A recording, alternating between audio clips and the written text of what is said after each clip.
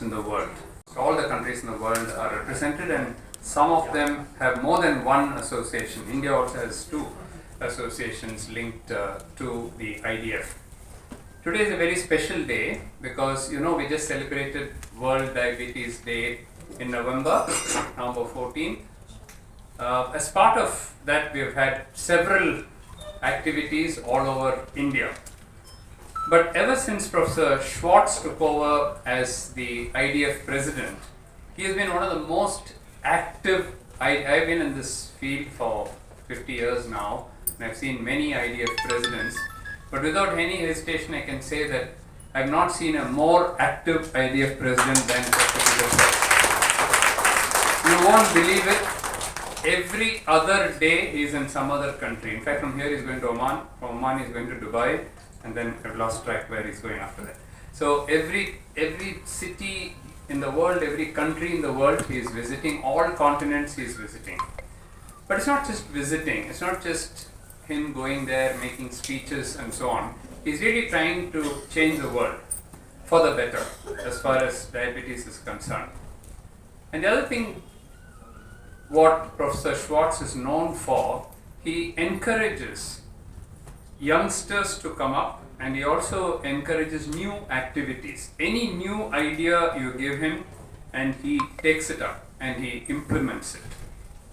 So in this context, I'm very happy that just about a few months ago he appointed me as the chair for the whole world for gestational diabetes, pregnancy related diabetes. And that activity is progressing very rapidly, and very soon we'll have a publication on a consensus statement from the whole world on what to do for early gestational diabetes, where it's diagnosed in the first trimester of pregnancy. That's something very new. But then he has always been, Professor Peter Schwartz, I've known him long before he became the IDF president 15-20 years ago when I first met him. He was a fitness freak even then, and he still is. He still is. And he also does, the other thing that he does is 2 weeks of fasting. Can you imagine? He just does water for 2 weeks. He does remarkable things, and which is why he is so fit. So one of his dream was to increase physical activity in the whole world. And that's been his dream. Not just bring out another paper or publish something, but actually increase physical activity, because as you will see in the presentations, it's physical inactivity which is driving the obesity epidemic and the diabetes epidemic. So how can we change that?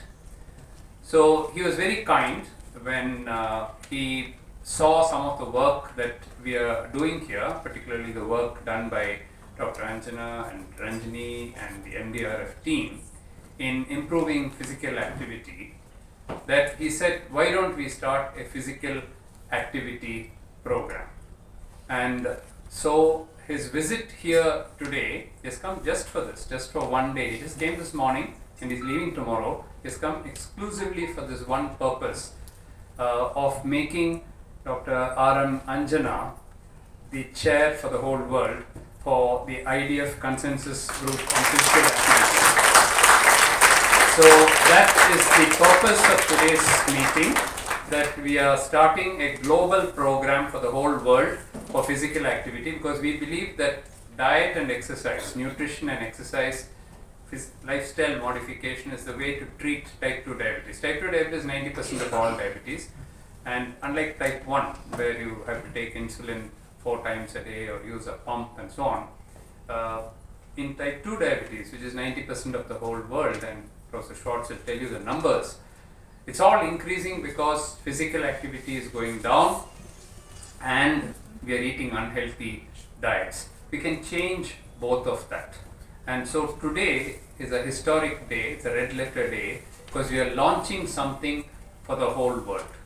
And Professor Schwartz is here to tell you about it, and then Dr. Anjana will also talk about it. And then, so I don't want to steal their thunder.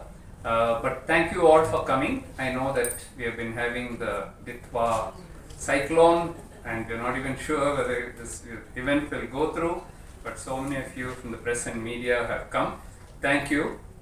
It's a very important event and I hope all of you will be able to cover it. After the presentations are over, if there are any questions, we would be happy to take them. So I just want to welcome Professor Schwartz and to welcome all of you for this very historic day. Thank you very much. Thank you, sir. We now invite Professor Peter Schwartz. It's our honor to have you here today, sir. And please share your insights on today's momentous occasion. Yeah. Dear Dr. Mohan, dear Dr. Anjana, and dear everyone in the room, all the press here in the room, I must say it's a great honor for me to be here. On my ways traveling through the world and visiting members, it's a great honor to be here in Chennai. It's a great honor for this activity today because we will today launch the IDF Global Physical Activity Consensus Group. And we will go into what it is. But if you have carefully listened to Dr. Mohan's introduction, there was active, and he is active, and we are active, and activity is needed, and it was the most common word used in his welcome address.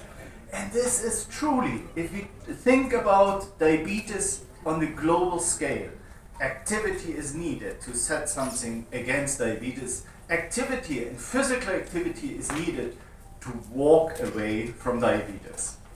If we dive into the story, the IDF has released 589 million people living with diabetes on Earth. WHO is already talking about 830 million people living with diabetes on Earth. And I think these two numbers are right and wrong because I think they are not representing the current very fast increase in prevalence in number of people living with diabetes, especially here in the region. And if we want to make a long story short, if you ask me what are the two main determinants that people getting so fast, and especially here in the region, a very aggressive form of diabetes, and there are two things. And one is, and Dr. Mohan already has said it, it's what we are eating, and especially if we are eating fried carbs. This boosts the development of diabetes because if you fry carbs at a temperature of about 130 degrees Celsius, you build bonds between glucose and fat, and then we are eating this because it's tasty, it's lekker. But then we have this in our gut, and the body cannot break it down because it needs this bond between glucose and fat, because it needs a lot of energy to break it down. So the body is not doing it because there's a constant influx on energy, on overnutrition, overeating. And where is he storing this? In the liver. And this is the way how we can destroy our liver. We call it MAFLD, metabolic associated fatty liver disease. And if you have 100 grams of fat in your liver, you become a non-responder to physical activity. And now we have a link to physical activity. So on one side, the determinant, the fat in the liver, is one of the main determinants of the development of diabetes. And we have to find a way to get the fat out of the liver. And I don't tell you a secret because Dr. Mohan has said it, 14 days of fasting. Fasting to go into a ketosis. The way of fasting, like your Prime Minister Modi is doing for 9 days every year, or some of the Hindus are doing it for even longer with water diet or water therapy, is a very efficient, very socially balanced way of doing something against diabetes. But this is not enough.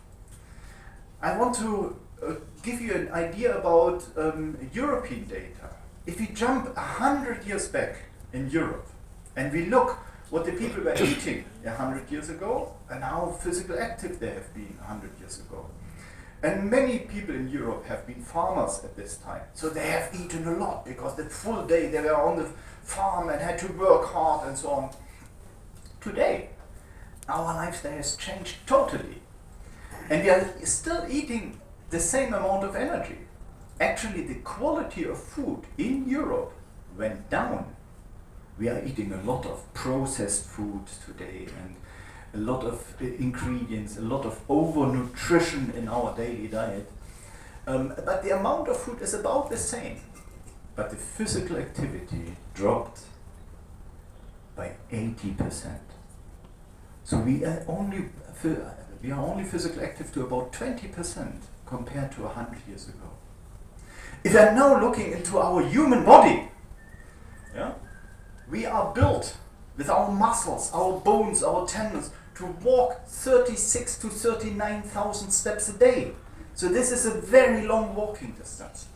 From science, we know that 7 to 10,000 steps walking a day is a level what keeps you healthy.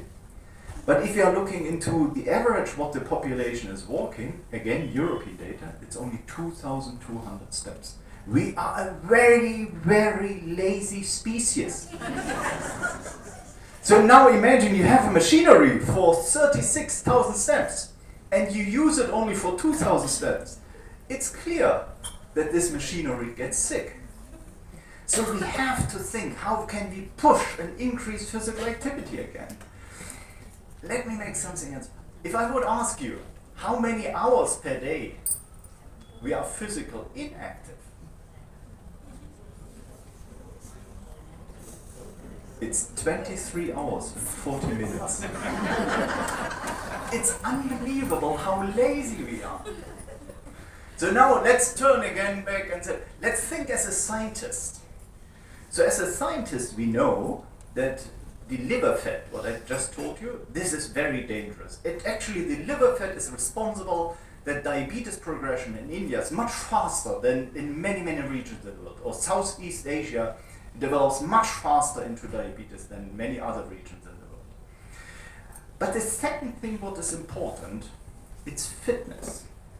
So physical activity alone is one item, but the other aspect is as more fit you are, as better it is for your health. You even can be obese, but if your fitness level is high, so this is how strong you are, how many muscles you have, how physical active you are, this is a very important determinant for health. So even obese people can build up a good fitness and stay healthy. So this is a big opportunity. And what is the way to go there? Physical activity, physical activity, physical activity. And there are many, many models how to do it. Yeah? Walking steps, going for jogging, doing endurance exercise, and many, many other aspects you can use to do physical active. The muscle you are using, yeah? The muscle is not caring what you are using it for. If you use it, it's good. If you use the muscle cell, it keeps you healthy. And I'm totally proud because especially Dr. Anjana, she is thinking about this a lot. How can we make physical active more applicable to culture, more applicable to our lifestyle, more embedding it into our lifestyle? So for example, dancing. Dancing for 10 minutes, dancing a lot a day, using your earphones and whatever music and dance like crazy, or dance in a conservative way is a very, very, very good way to embed physical activity into your lifestyle. So for me as president of IDF, my heart is beating for doing whatever we can do to improve the quality of care and quality of diabetes prevention for everyone in the world. And the one side is the fasting, and the other side is how can we develop a global strategy for a global IDF strategy on physical activity within IDF Global Physical Activity Consensus Group today and this day in Chennai. And as a final statement, you can be very proud because you see Dr. Mohan, Dr. Anjana sitting here, and I'm traveling a lot in the world, and it's very, I get educated a lot by visiting the member organization. But what is also needed is leadership in diabetes care. You need leaders who translate science into practice, who develop models how to embed this, who test this, who do studies, who who have the competence to understand physiology, public health, clinical trials, but then also the translation into policy development and actionable items for our society. And you have two excellent representatives sitting there on the table. One who is leading the group of harmonizing gestational diabetes in the world, and the other one, Dr. Anjana, who is now getting announced as the chair of the IDF Physical Activity, Global Physical Activity Convention. So it's a great honor for me now to hand over.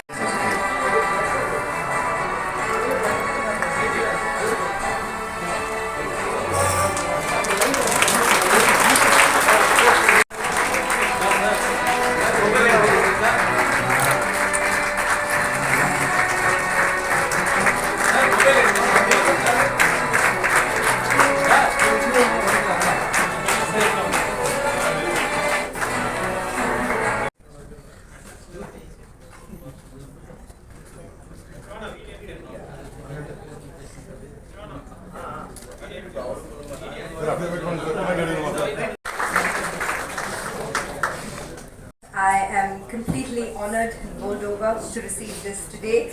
I never thought I saw this day coming, and I'm deeply thankful and honored. Thank you so much. So today I'm going to be talking about the IDF Global Active Guidelines that we are bringing out from IDF to the world. Now here's a paper published by Tessa Strain and the WHO group that talks about global trends all over the world about physical inactivity. And what we show is that even over the last few years, and we have projections up to 2030, across the world, women, there is a lot of physical inactivity. South Asia is no different. Look at the pink line there. That is women in South Asia.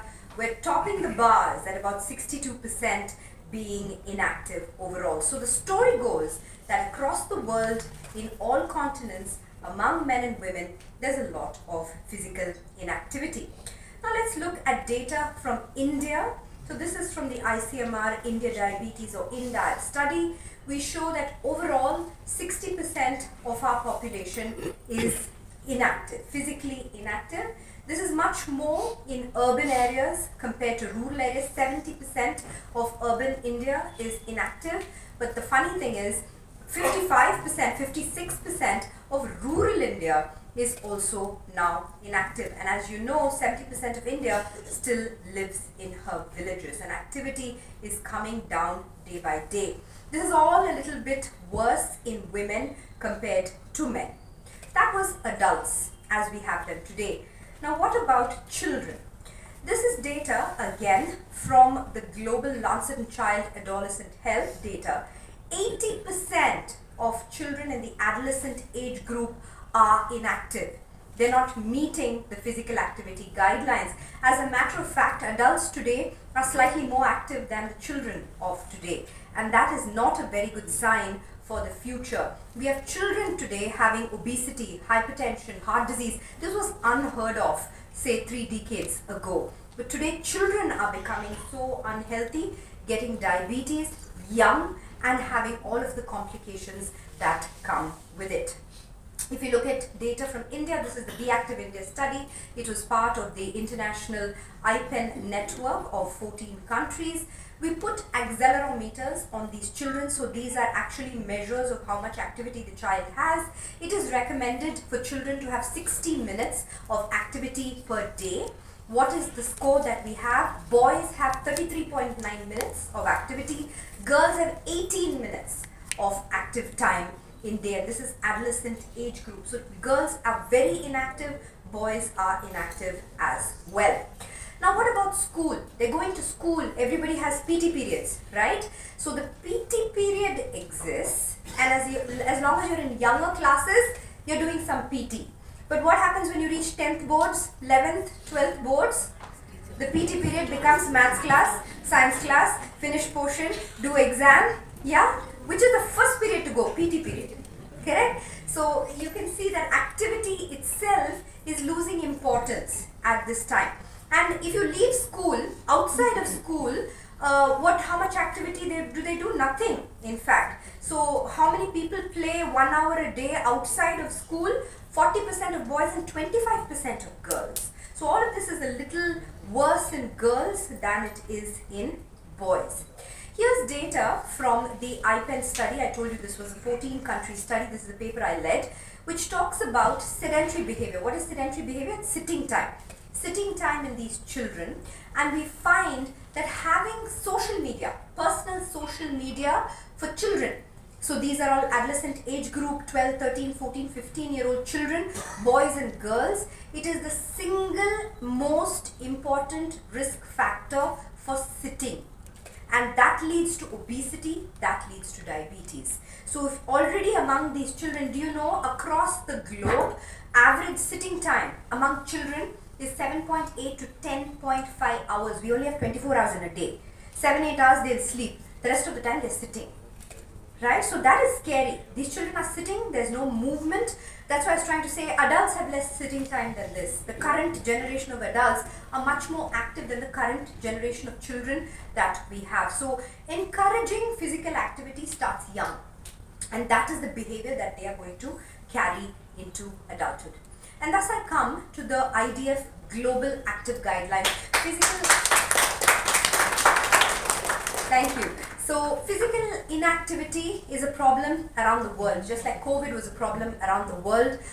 We are no longer talking just about a region or India or anything like that. We are bringing the world together through this program. Activity has to start young, has to be there in adults. Everybody has to start moving towards activity in order to gain the most important thing, health, which is everything. So to prioritize real world programs and community focused engagement to create measurable improvements in physical activity levels across the world. So what is it? We've done enough science on all this. Everybody knows that activity is good for health. Everybody knows there are health benefits. You know, patients with diabetes can control their sugars. There's no lack of knowledge on this. The lack is in the activity, the behavior.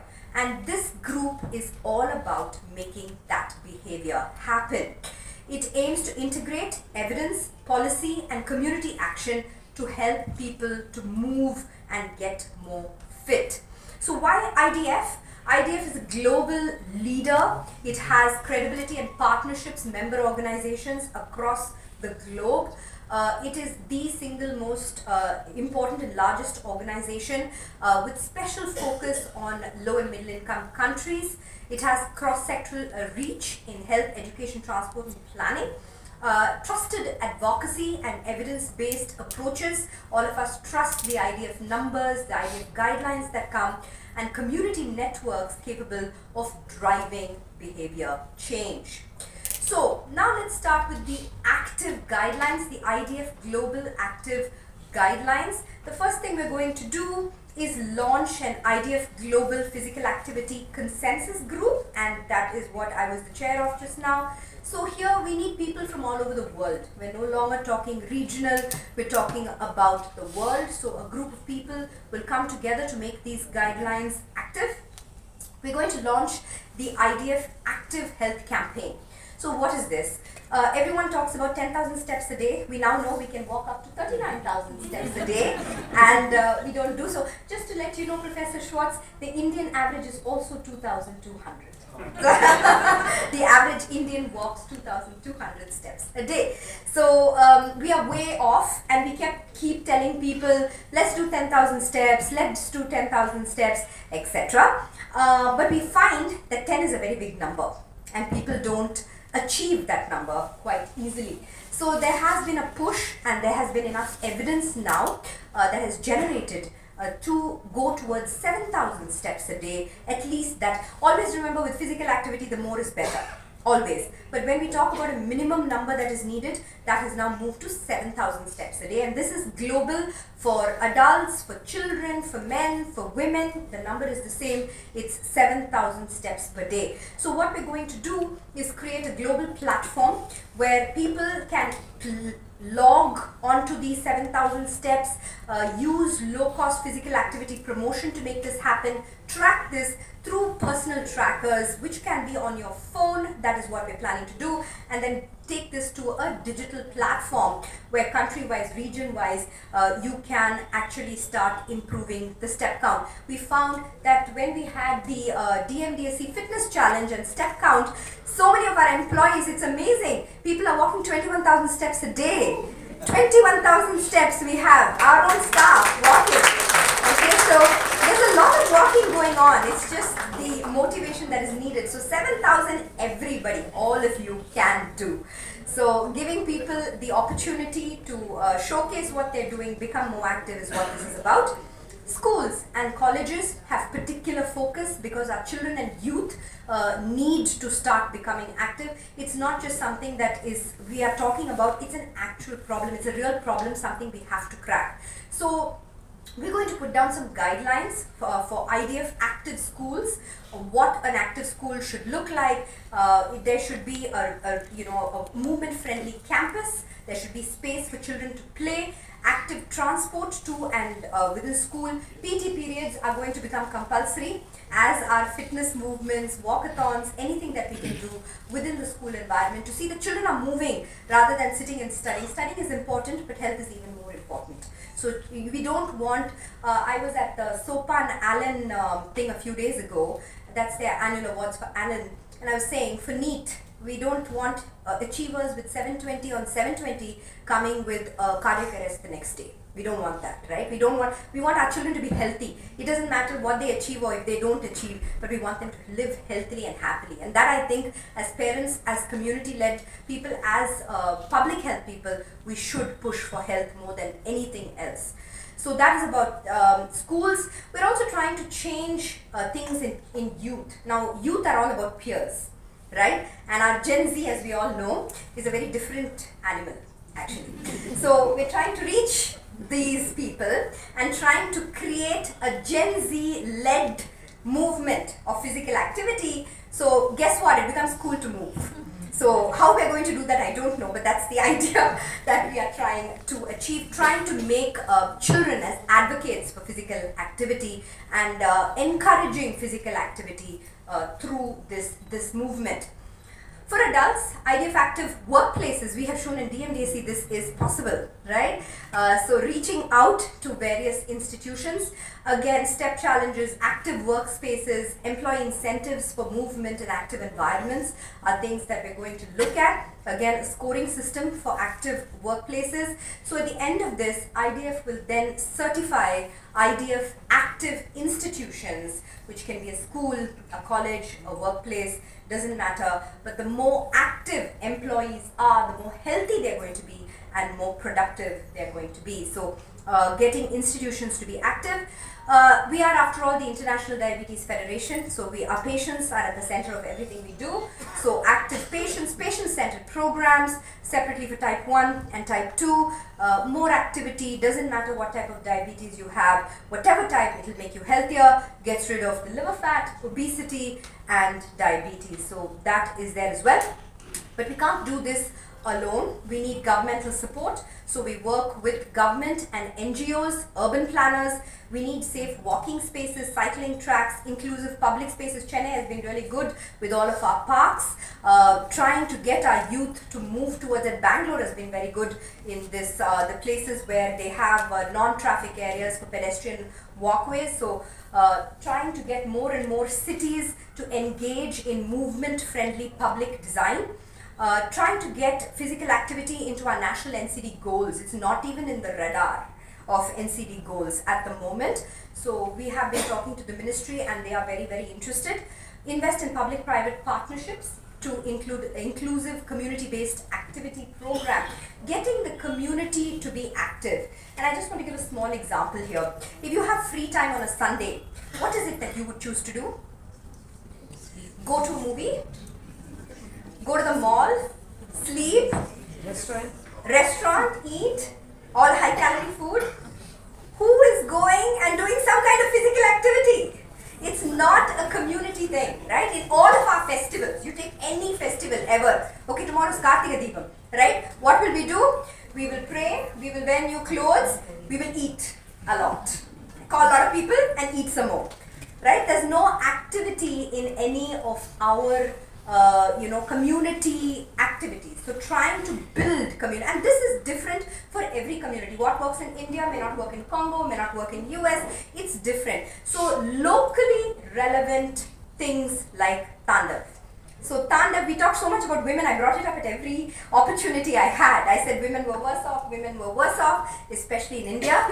When we try to make women more active, we have so much of resistance to that. So we came up with a program, ladies and gentlemen, that is called Tandav. So this is a culturally, locally relevant fitness solution that at the moment is aimed at women. It's a 10-minute high intensity interval training dance routine.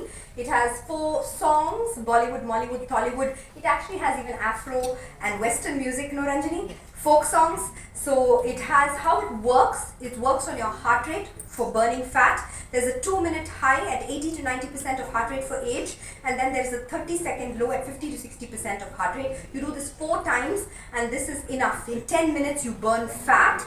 Do we have evidence for this? We do.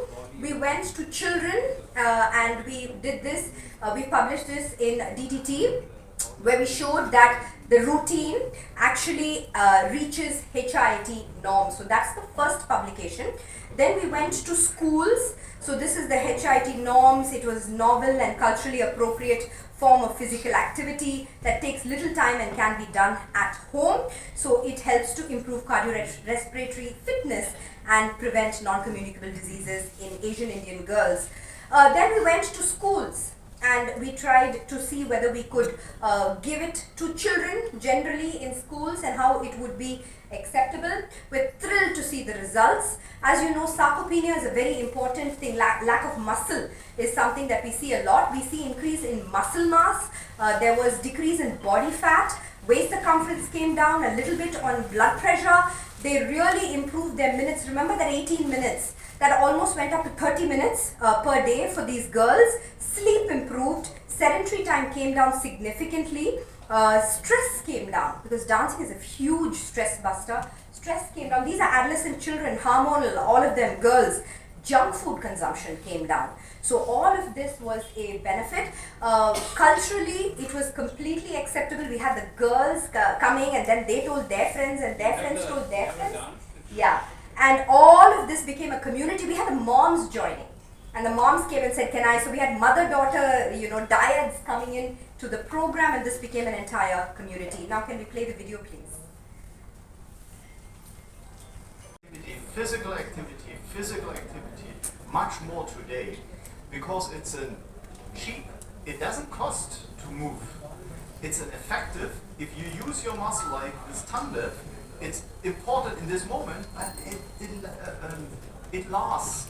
So the muscle you build up today helps you tomorrow, the day after tomorrow. And it's in terms of inequalities of access to care, it's very socially balanced strategy against diabetes. So fasting and physical activity doesn't cost money, socially balanced, solves inequality in access to care, and this is a new IDF strategy. Madam, you said active guidelines. It's only for healthy people. What about people with comorbidities? Something like that? So I did have a patient-centric guideline as well. It's not just for, so there are 2 or 3 parts to this. One is prevention.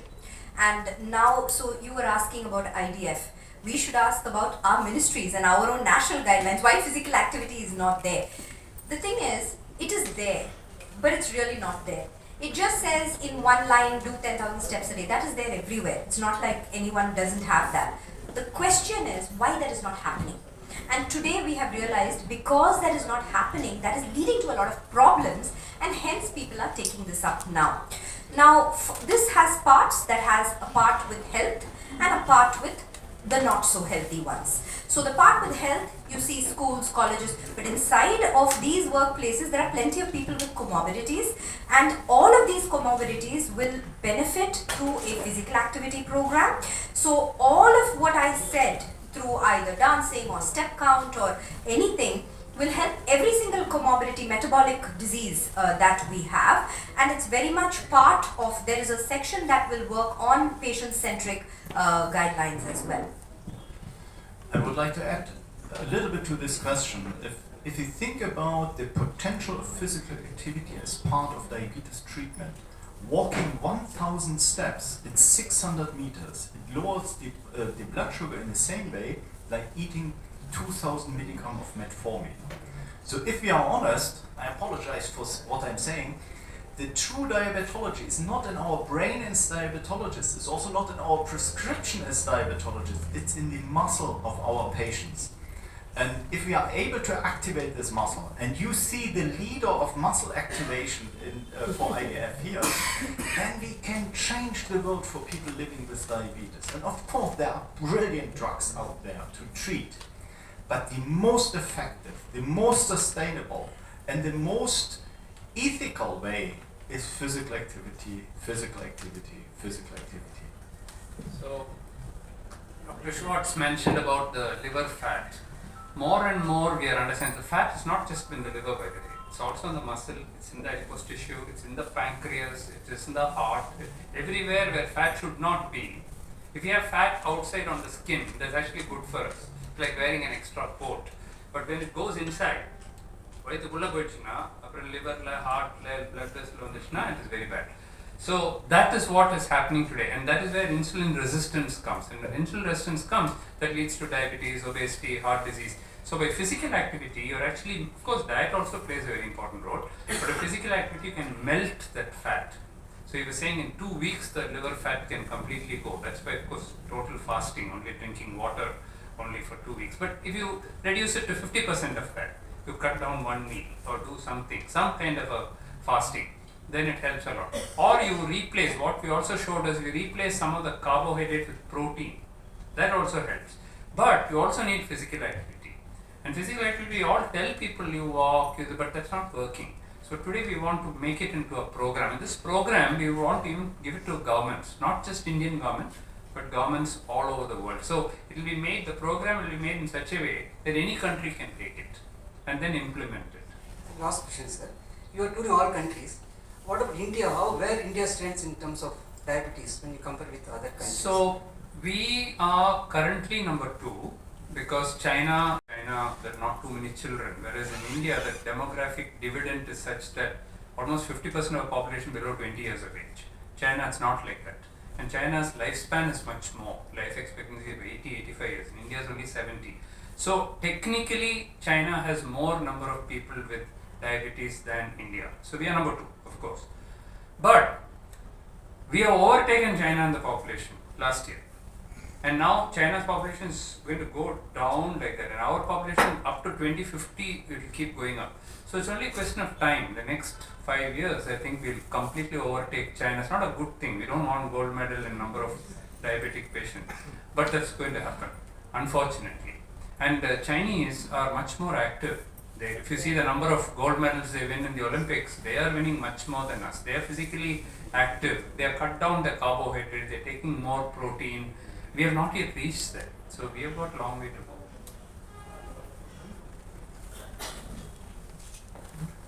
Already in kindergartens, in schools, the children are involved in embedding physical activity in their daily behavior. And this is very important because a child learns up to the age of 3 and then up to the age of 6 behavior. It copies the behavior of the parents, and by this learning eating behavior, also physical activity behavior from the parent. So this period is very important. Yeah? If the parents are physically active as a child, yeah, the child embed this into the brain. If the parents value the child by giving sweets, the child lifelong will know sweets are good, are something important. So applying this scientific understanding of behavior to improving physical activity behavior, this is what the new group will do. And if I'm allowed to dream, yeah, the tandem, yeah, imagine if there comes a global strategy of dancing away the diabetes by 10 minutes active dancing every day. And this is something Dr. Anjana said, screen time on the smartphone is a solitary determinant of increased risk. But if the people have the smartphone in their hand, let's use the smartphone to turn it around, to track your dancing time every day, and do this worldwide. And we will very, very strongly working with leaders like Dr. Anjana to make this a reality globally.